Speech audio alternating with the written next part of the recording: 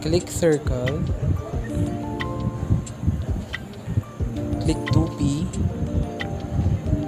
and click sa endpoint papunta sa, then drag pababa.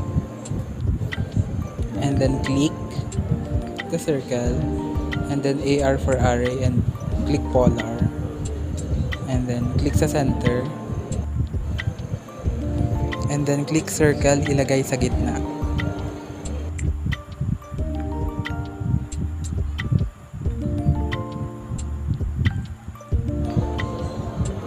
And then next is click circle,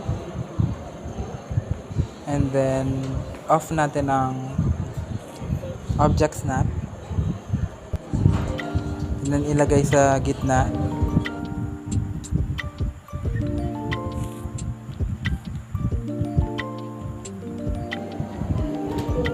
And then copy lang natin at itabi lang natin sa circle hanggang sa maging 4 dito.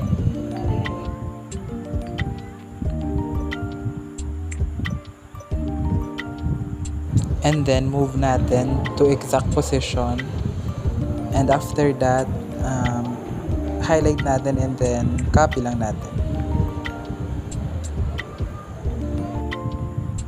Highlight and click scale, click sa middle, and then click sa endpoint, and then i-adjust na natin.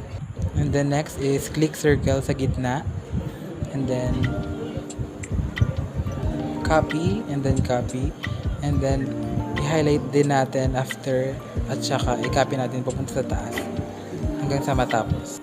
And then click scale and i-adjust na natin siya.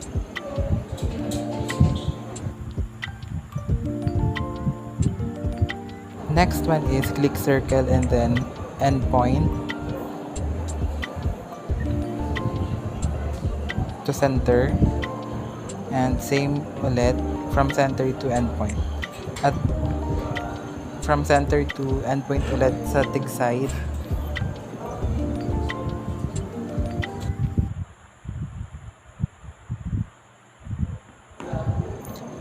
Then highlight and click AR for array.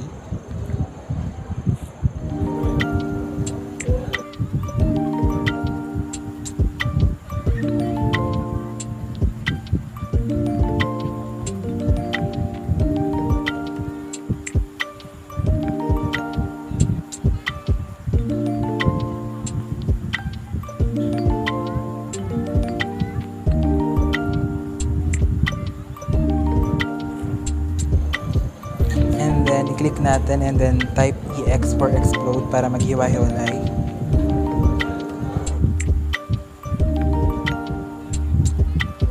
And then click natin trim to trim the excess lines.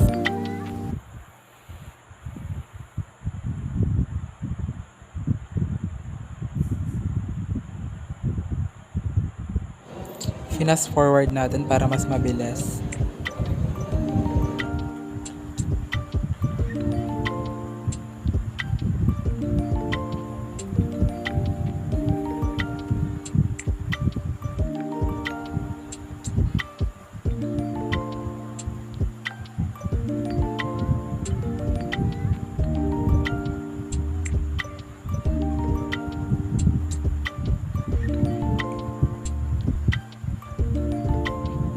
After that, trim na natin ang mga excess line sa 4 na circle na ginawa natin to make it clear.